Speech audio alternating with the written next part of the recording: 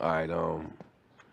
Over the years, my brother has had like some real interesting characters that work for him and shit. I mean, we had Big Larry, we had Fruity, we had Bop.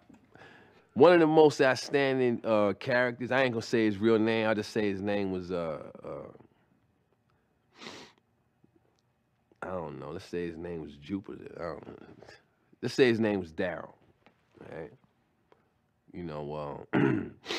He was a short cat. And he knew my brother from way back. They grew up together and they were real tight. And he used to work for my brother when they was up at Saturday Night Live. And Dick Ebersol he really liked this guy because he was real smart and he had a scholarship to Colgate University as well as Stanford, and he could have went to either school, but he decided he didn't want to go, because he was kind of like the black John Belushi, but he wasn't famous. I mean, he was off the hook, you know what I'm saying, with the drinking and the getting high and everything. And what ended up happening with this guy is he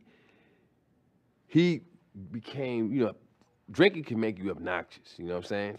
So one night we was in LA, we went to this club, not a club, but a restaurant called La Familia.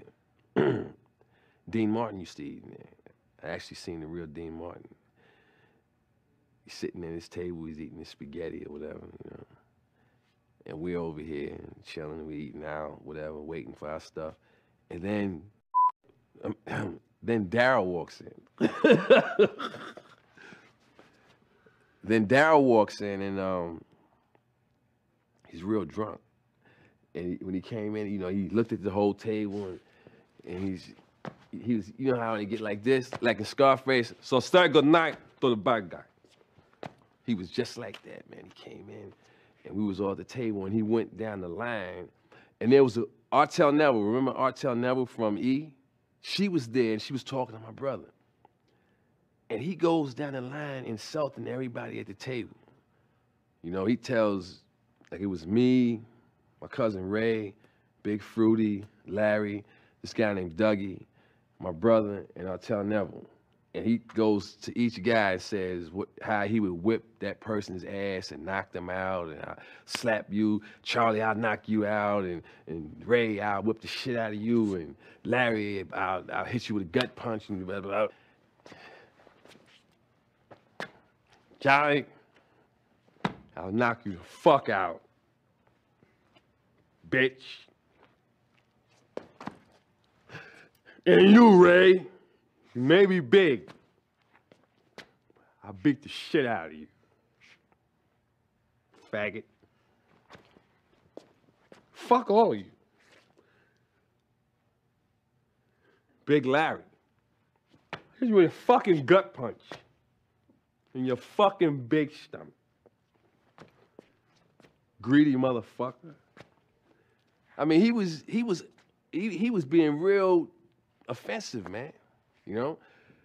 And when somebody tell me they gonna knock me out, man, it's real hard not to respond at this, on the spot. I'm gonna tell you, I'm glad my brother Vernon wasn't there, cause I'm telling you, he would have tore his clothes off right there. He stripped him, dragged him out. You know what I'm saying? But we all had restraint. He went down the line. He said something to Artel that was, I'm not even gonna repeat what he said to her. It was off the hook. He went over the line with her. He said something to my brother. In fact, I know what he said. He called it, because, even though Daryl. Because Daryl, even though he's black, he insults like a white man. And one of his favorite insults, he could say this like nobody else. He's, you fucking moron. Fuck you. Right? Called my brother a moron, yo. I've never been called a moron by anyone in my life but him. You know what I'm saying? The way he would say it, it would really make you angry. Especially, he had a way of doing it, man. That's all I can say. And he would call anybody that. He'd call my brother that. He'd call me that. He called his brother. That was his bread and butter, his 1-2 punch, moron. All right? I remember one night we was in his club, right? L.A. we come out the club, and this guy has set up a barbecue pit right in front of the door.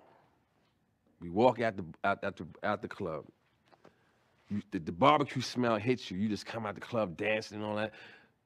You with it, because you ain't thinking about barbecue at 3 in the morning, but that shit was smelling good, right? We get in line. As we get to the front of the line, I look on the grill.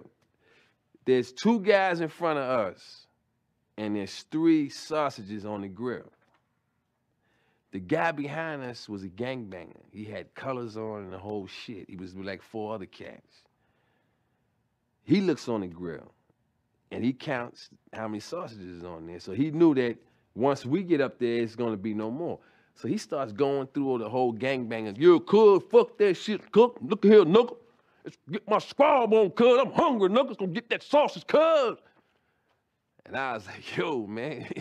You know what I'm saying? Because I'm not trying to get shot with no AK-47 over with Frank. You know what I mean? Turns around and goes, fuck you, you fucking moron. And I seen the wheels turning in this cat's head. He said, moron? What's a moron, cuz? Luckily, none of them knew what a moron was, man. Or I wouldn't be telling you the story. On that, I was like, look, we got credit cards, we got money, and I'm not getting, let's go. I had to drag him off the line. He was gonna challenge some, he was gonna challenge some gangbangers, man, over Frank, man. It ain't worth it. He was off the hook with his shit, man, with his insults, you know? And the way he would say moron, yeah, you fucking moron. Fuck you, pal. It was like pouring acid on you, man. He had a talent with that, man.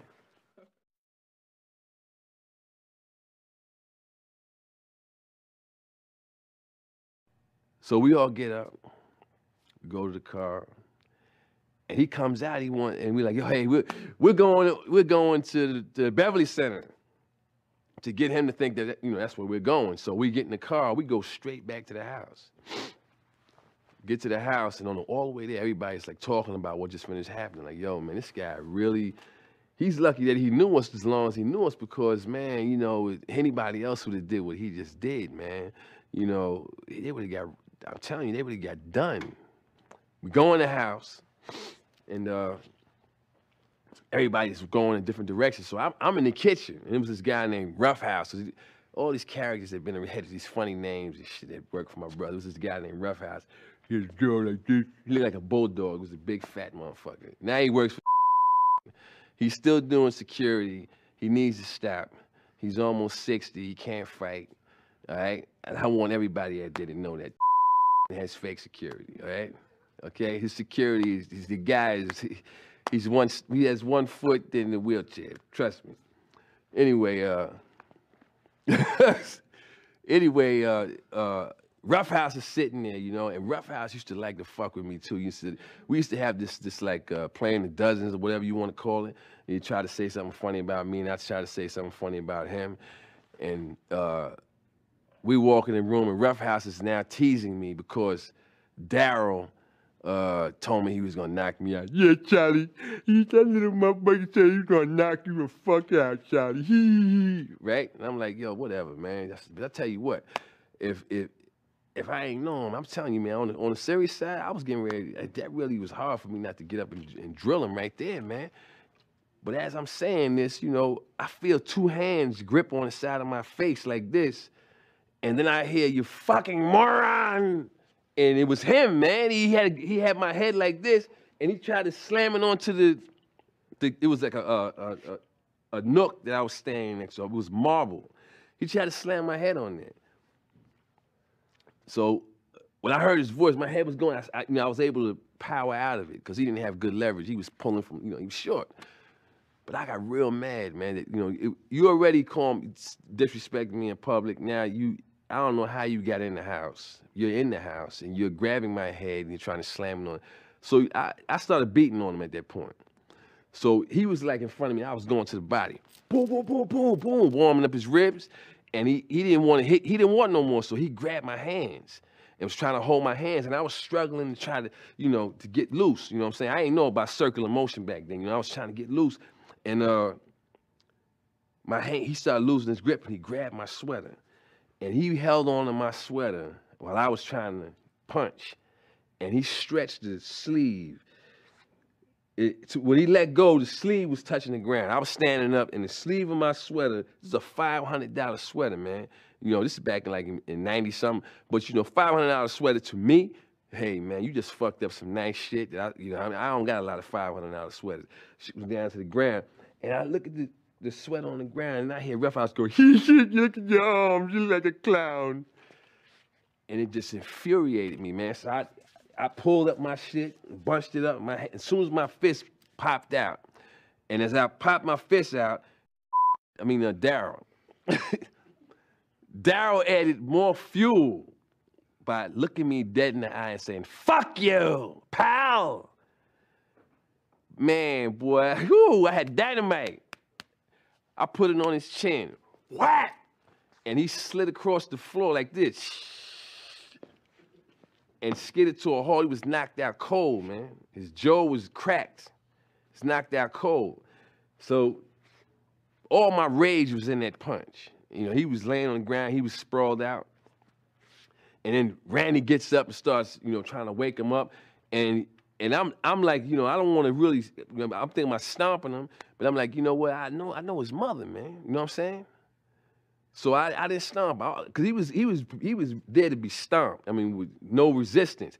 But I said, you know, I know his mother. So I went upstairs, and I was in the room, and I was like, wow, I can't believe what just happened, you know? Because that was like almost like beating up your cousin or somebody that you knew for a long time, you know what I'm saying? So that was kind of fucking with me, right? And then, you know, I was in a room that had a patio and had a big door, and the door was open. And I'm standing there, I'm like, damn, I can't believe what I just did, man. Wow, man, I lost it. And I hear something outside the window go, it's not fucking over. I want more. Come out, you fucking pussy. I want more. And I realized that this nigga's outside, man. He wants more, right? And then my brother came in the room, and I looked at my brother, and we stood there for about maybe 3 minutes, but we kept hearing like a cat whining outside the window. You punch like a bitch. I want more. I want more. I want more. Finally, yo, I was like, you know, all that shit about knowing your moms and all that shit was out the window, man. My brother looked at me, he's like, yo, go finish him off. I was like, no problem. I went downstairs, boy. I went to work on this midget. The nigga's not there. He had a Napoleon complex, man. You know what I'm saying? And, you know, I'm going to tell you like this. I don't got no problem with beating up any motherfucker. I don't care how, because you might be saying, oh, he beat up a little nigga. I beat up big niggas too, all right? You know what I'm saying? So don't get it twisted. This, you know, big niggas don't usually just want to just do the stupid shit, though. You know what I'm saying? It's always a clown. This nigga's about this high. He had a Napoleon complex. And me and him used to roll. We would go to a bar, and he would find the biggest nigga in the club and steal on him, and then me and him got to do the nigga up. You know what I'm saying? That's why I stopped going out with him, because he had a Napoleon complex. But anyway, so I go downstairs. I put a wreck on him. I mean, it was bad, man. So after I put this wreck on him, he's out. He's laid out. I'm like, I'm going back upstairs. You know what I'm saying? They wake him up, and the cats that's taking him to take him off the property. I think at the time I was about $170 or whatever. These cats was like $250, $270. They was big. And my man, you know, they took him to the car, and they was like, get in the car, man. And he just looked at all three of them. He said, fuck you, pal. Whop, whop, whop. And did a combo, triple fired on 3 giants. You ever used to read Beetle Bailey? Like when the Sarge used to fuck him up, and he would be like, look like dirty laundry, like just balled up, like a bag of laundry. That's when they finished beating him, he like a bag of dirty laundry, man. Like you just think he's ready to go be washed. And they picked him up, they threw him in the car, he was all busted up, and they drove down the hill.